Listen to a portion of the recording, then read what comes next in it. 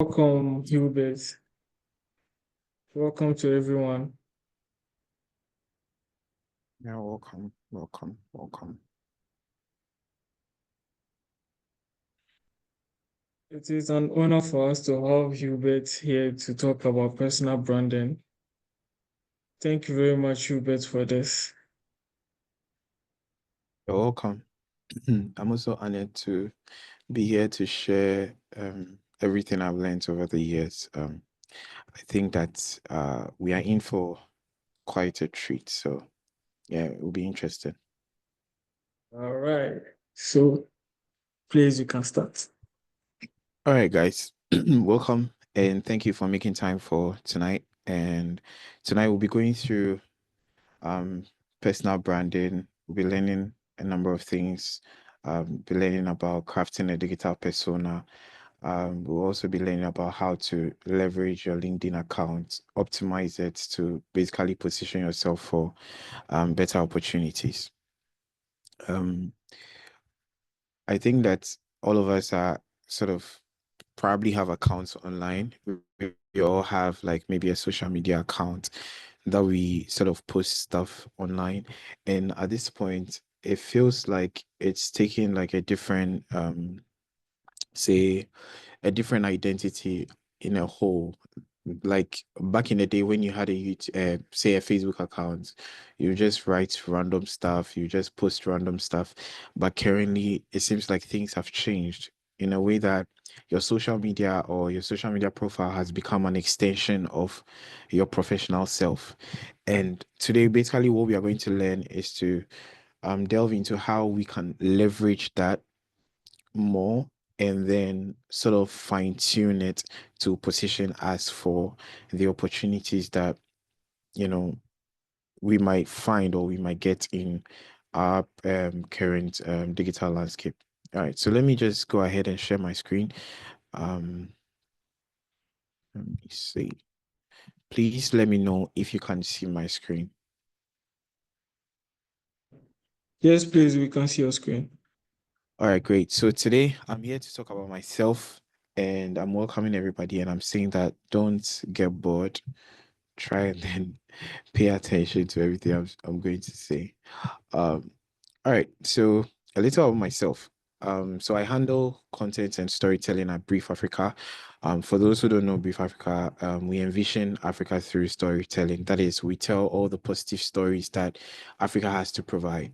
There are a number of people, or there are a lot of young Africans who are doing incredible stuff.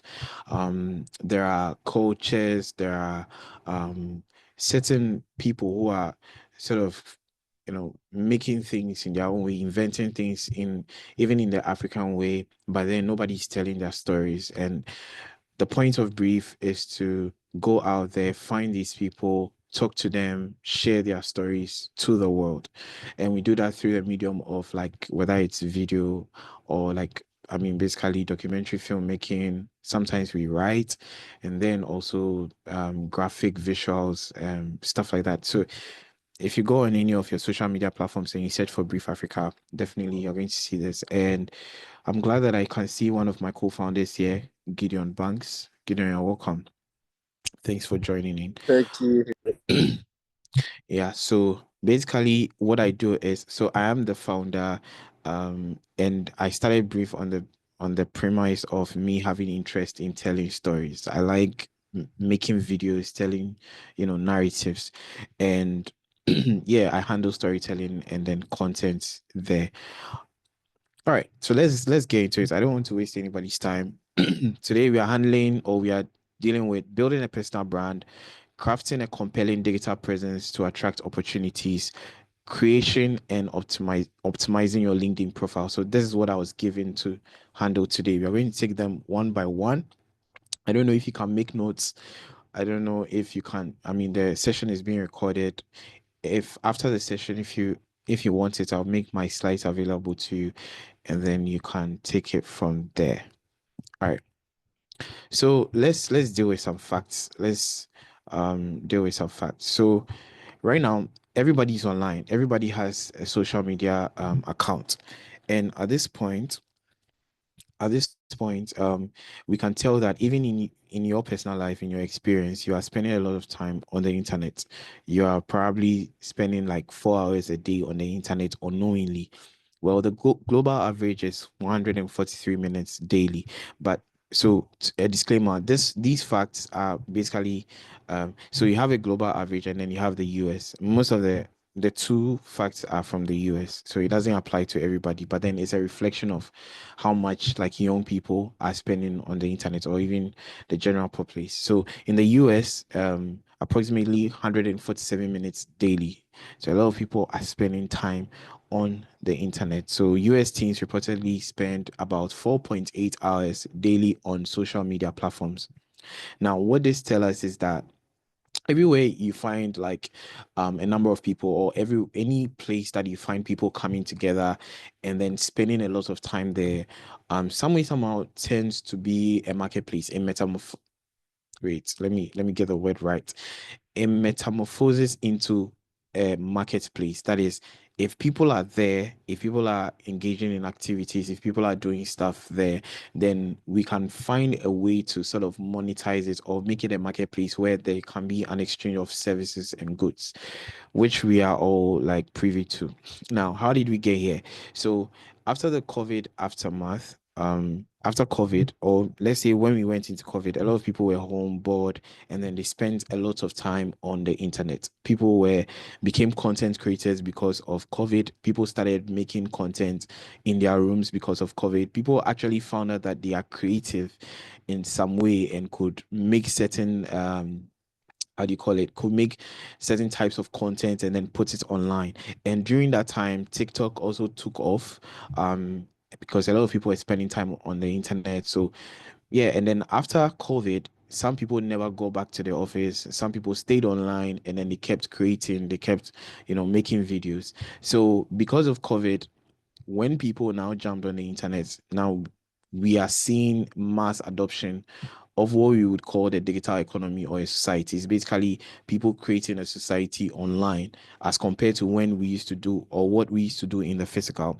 So it seems like everything that we are doing in the physical now, we are rebuilding it online. So some years ago, probably like 10 years, a decade ago, I was listening to the guy who created the Instagram logo, the designer who made the Instagram logo, and he was talking about like how the digital age has evolved until now, where everything that we saw in the physical, whether people were building stores or like people were building like shopping centers, people were building game centers, like all of those things. Now we are replicating that on the digital platforms. We are replicating that on the internet. So back in the day, you'd go to the bank. Even now, you'd go to the bank, but like I'm using as an example, you'd go to the bank to make transactions. Today, you can be on your phone and then you can make the same transaction. Back in the day, you would probably say go and buy something from the store, a mom and pop shop, to buy something there. Now you can just buy the stuff online. Funny enough, in my life, probably 90% of the things that I use now with regards to work, I bought everything online without even seeing the seller. So that is how far the world has gotten to. This is where we've gotten to, where everything we see in the physical is now being rebuilt in the digital space. And this is why crafting a digital persona is quite important, but we'll get there. Now, we ought to understand social. If you are going to use a platform, if you are going to use such a platform to basically, you want to leverage it for yourself, you want to leverage it to sort of boost your career, whatever it can be, whatever it is, you have to understand how social media works. So on social media, we see two things. There is content and then there is algorithms. So the content here, we are actually talking about the fact that when you open your Instagram or when you open your LinkedIn, you are seeing text, you are seeing pictures, you are seeing videos. This is content. This is physical media, digital media being shown to you. So it is a marketplace of content. There are a number of people creating stuff, and all these things are fighting for your attention. One of the things that I was fascinated about, like I was thinking because I was writing an article on this whole like short memory span kind of thing. And you have heard that they said that right now a lot of human beings, their attention span is as short as the attention span of a goldfish, that kind of thing. So I did research into that, and then I realized that it wasn't true. Um, there was no scientific like research backing that particular statement. But then what I also saw was that the person who wrote the article was also asking a question that is it that we have a lot of choices or we have a lot of content out there that it becomes quite difficult for us to sort of pay attention to like one at a time, or it's just that our attention span is fried. So that's also a question to you that you personally can sort of like research. But the internet or the social spaces that we sort of engage is filled with content. Then there is the algorithms. I think that there's a common misconception is that people feel like algorithms are sort of like some technical machine, like it's people think it's, say, the social media platforms choosing what content to show, what content not to show, you know, it's like some AI kind of thing. But basically the my algorithm or what I see on my feed is different from yours because of interest or because of what I need. So I wrote here that algorithms, in simple terms, is an expression of needs or it's a reflection of interests. So if I go on social media and I like a lot of camera videos, which I do, every most of the content that I'm going to see on my feed would be camera videos. So I'll see camera pictures, I'll see camera videos, like all of that. If yours is football or if yours is sports, what you would be shown or what your algorithm will show you would be more of sports or more of whatever you are interested in. So basically social, understanding social. Now I'm just rushing through this because this is not the main meat. This is just for us to understand the digital space, how it works, and then how we can also leverage that. All right. Now let's get into the meat of the word. Building a personal brand. This is not something that is new to any of us. I'm sure that as long as you've been online, some of us are probably like digital marketers, some of us are graphic designers, videographers, like all of that. Everybody here probably has a social media platform they are trying to leverage to sort of make business. Everybody is trying to create something that would sort of gain them visibility. So this is not something that is new to you, but I'm going to share as an addition to what you already know. I guess nobody ever gets tired of learning. So I'm going to share in addition to what you know, and then you can also use that. All right. So a personal brand. What is a personal brand? What, before we even get into everything, what is a personal brand? So I remember me being a graphic designer, one of the things that you like we hear is, oh, create a brand identity for this company, create a brand identity. And then normally people will say that, oh, okay, a brand is the logo, a brand is the colors, a brand is this, a brand is that. But then in the actual definition of the word, that is not it. The brand is basically the perception or impression that others have of an individual, which is shaped by their experiences, expertise, values, and then actions. So here I say brand is identity, it is experience, it is perception, it is values, it is actions. Anyone that has come into contact with you has a personal perception about you. They have an experience they had with you. They have been able to sort of, they have had a preview of what your values are as a person. They have had a preview of what your actions are as a person. So your actions, your values, your perception, the experience that people have concerning you is what they would term as your personal brand. So my perception about you is your brand. You get it. So if somebody meets me today and then they realize that, oh, I do a lot of video work, I do a lot of I basically post everything that I do, every work that I post on LinkedIn has to do with video. Everything that I post has to do with design, personal branding, like all of that. It gives them the inception that, oh, this guy is probably like a filmmaker, and that is my brand to them. If somebody meets me today and then they realize that, oh, I tend to talk about ed tech, I talk about educational tech, I talk about like companies that are into ed tech, how some countries are leveraging tech for education, like all of that, then it gives somebody the impression that, oh, this guy, he's the ed tech guy. So I want to ask a question. If you think of all of us, probably most of us are tech people. So when you think of MKBHD, what comes in your mind the first when somebody mentions MKBHD, Marquez Brownlee? What comes into your mind? Definitely is tech. Oh, tech reviewer. He's a consumer tech reviewer. That's what comes into everybody's mind. Um, if you if somebody mentions Kojo Sheldon, first thing that probably comes into your mind, oh, he's the content guy. He's the guy who does, content on trending matters and all of that. You see, when somebody mentions Wodemaya, the first thing that comes into mind, oh, he's the travel content creator. He moves. So that is his brand. So you as an individual or as a professional, what do you think people would like think about you? What do you think people's perception about you will be I mean in the professional sense? When people meet you, do they see you as, can they identify you as a particular thing or as a particular person? Can they see that, oh, this guy, he is this type, he does this, or he's known for this? And this is why building or crafting a digital persona is very important, because if you are just there and I see you and I don't know what I can relate to you about, when there is an opportunity, I can't bring it directly to you because you are not known for a particular thing. And that is what I see with a lot of like even young people when they upload stuff online. It's like it's very random. They just post stuff. You can have a social media where you just post pictures. You just post, just memories of things that you go through. That's fine. But then if you want to craft a digital persona, there is an intentionality with it. It comes with a particular, you have to be intentional about what you post. So let's go on.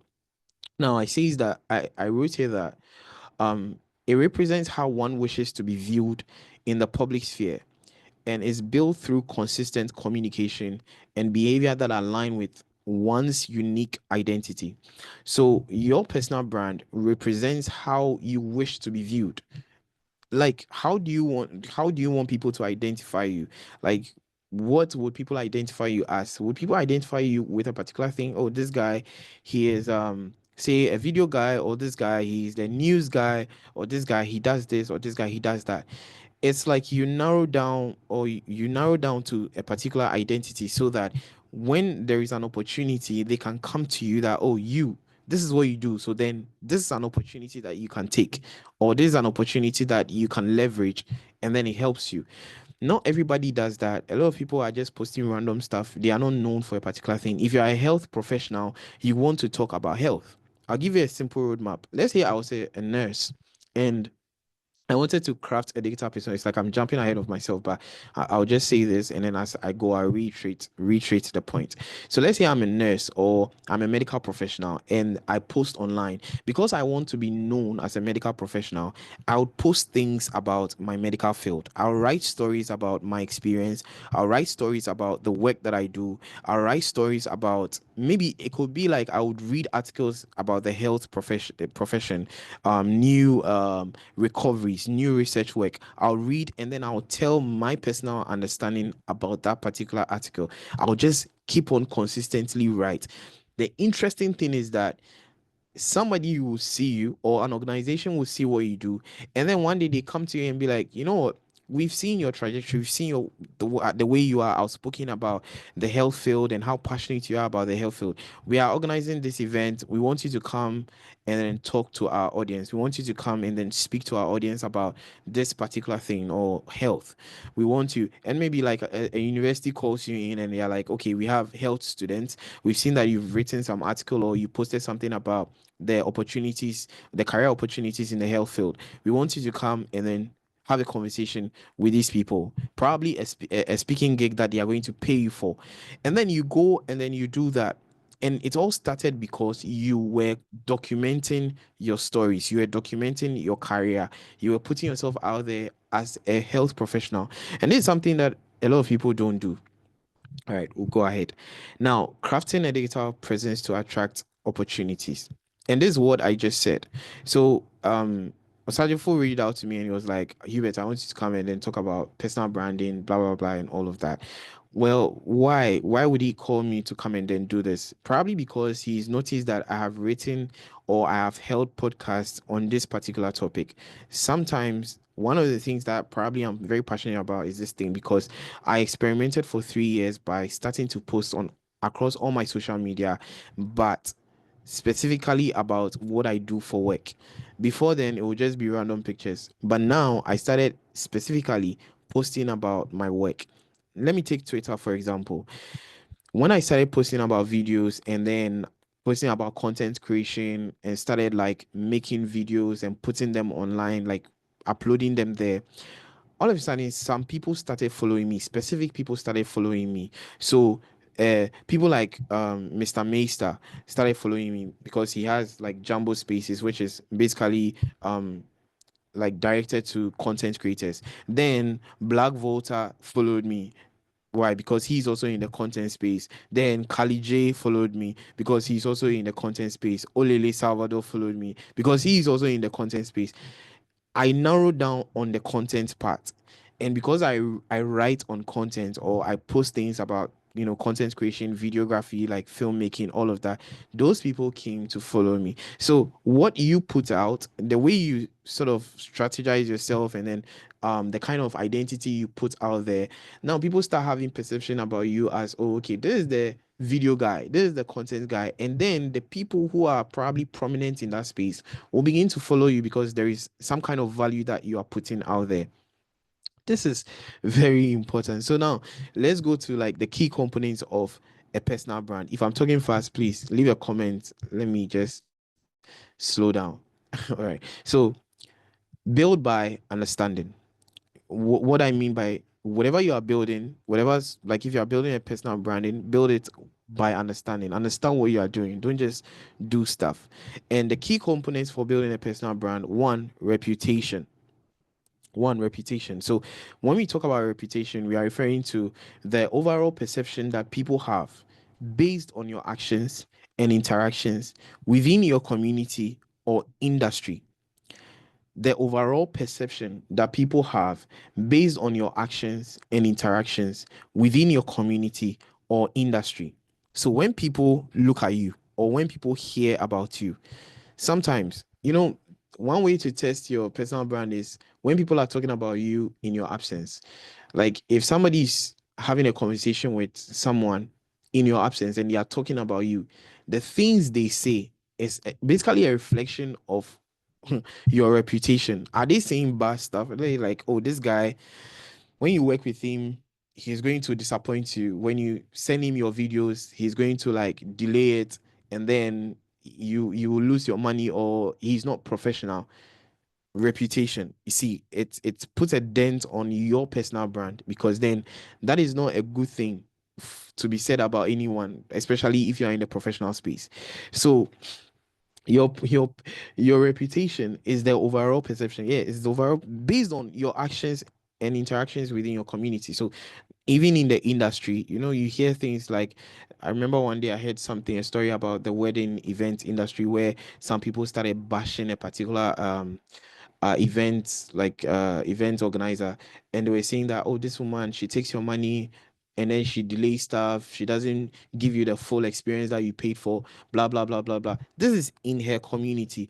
And then people are just saying that, well, because you are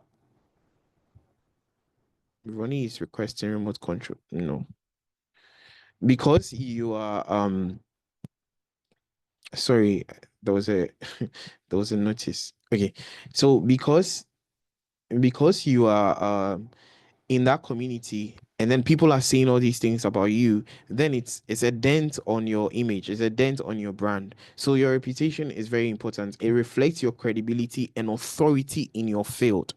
If you want people to take you seriously, you have to make sure that your reputation is intact. When people, especially if, let's say, you're a freelancer, you are somebody in the gig economy, you work for people, you do video work, you design, you do all those things for people. You want to make sure that if you tell somebody that I'm going to deliver your work on this time at this date, you want to deliver. I'm telling you, it says a lot about you as a person. And we are in Ghana, and then sometimes it feels like we are used to going slow on our work and not taking things seriously. But like in the digital space, which is not bound by location, not bound by time, where you are working with people across borders, you are working with clients, different people from different cultures. There is a way they expect things. There is a way that they expect you to do things. And as a personal, as a professional person who is in this particular field, you want to make sure that your reputation is intact. You don't want to mess it up, because the thing about the digital space is that when you post something, or when somebody posts something, that is it. It's online. Anything that goes online is there forever. So when you mess up online, like, that's it for you. You just need one person or some two people to say something about you, about your work, about how unserious you are, and then nobody's going to recruit you, nobody's going to work with you anymore. you know Recently I was watching something about Nas Daily, and I'm sure everybody knows that guy. He tells stories in 1 minute, and somebody just came out and started saying stuff about him, about the fact that I don't want to go into details, but like, the person said certain things about the guy. Then he came out to release like a disc, like a post saying, denying all of that. Then another person came to say another thing. Then another person. So he felt like he had done it to a couple of people, and then all of a sudden, the videos that he's posting, he's not getting a lot of views anymore. Reputation. So yes, that's basically it. Reputation is very important. Now let's go to unique value proposition, which is UVP. So this, I'm sure some of us know, but then this encapsulates what makes you distinct from others. So, as a professional person building a brand online, what makes you different from other people? What makes you stand out from other people? You're probably not the only person trying to create content. You're probably not the only person trying to put something online. But then what makes you different? What makes you stand out as a person? What makes you somebody that, okay, like, if people see you, they're like, oh, this guy, he's different. This guy, he's somebody who takes his work serious. He's somebody who provides like really good work. So this includes your skill, it includes your experiences, and then it includes your personality traits. So let me take content creation for example. I met someone recently when I went to there was this YouTube monetization program that I attended. And this person, I was having a conversation with her, and then she said that, oh, she wants to create content, but then she's kind of shy, and then sometimes she doesn't know how the internet would take it, like all of that. But as I engaged her in the conversation, I realized that she had a very bubbly personality. That is, she's she's so interesting that you would pay attention to her. You'd pay attention to what she's saying. You'd pay attention to, like, she has that thing. She has that personality. So I was like, considering the fact that you have this personality, if you were creating content, even especially lifestyle vloggy type of content, a lot of people will watch you because you just have that personality. That is her unique proposition. That is her unique value proposition. That is her competitive advantage over other people. Not everybody has an interesting personality. There are people who are boring. It's just straightforward. There are people that you can't have a conversation with them past like 20 minutes. You get bored. There are people who are also so fascinating in the way they think. When you have conversations with them, you realize that this person thinks in a very unique way. This person sees things in a very unique way. You can engage that person with in conversations for a very long time, and you never get bored. You see what I'm saying? So your unique value proposition is something that is very distinct to you. So considering yourself, doing a personal assessment, what are some of the things that you feel like you have that nobody has? So somebody said everybody's doing food content, or everybody's reviewing food content, but then nobody reviews food content like you do. So even though the space might be saturated, if maybe you got into it, your personality brings something different to that particular content field. And maybe that would make you stand out, and then you would also attract your specific audience. So your unique value proposition is quite important, and some of these things, like I said, can be your skill. So is there something that you can do incredibly well that not a lot of people can do? Is there something that you can do really good that people can't? Like when it comes to, if you're a designer, what are you really good at designing in a way that nobody basically like designs like you? You are too talented. You do things in a way. If you take somebody like Usain Bolt, his unique value proposition will be that he's able to run in a way that nobody can catch up. He's able to run in a way that he breaks a record that even when he has retired, nobody's catching up. That is what makes him unique. That is what makes him different from every other person.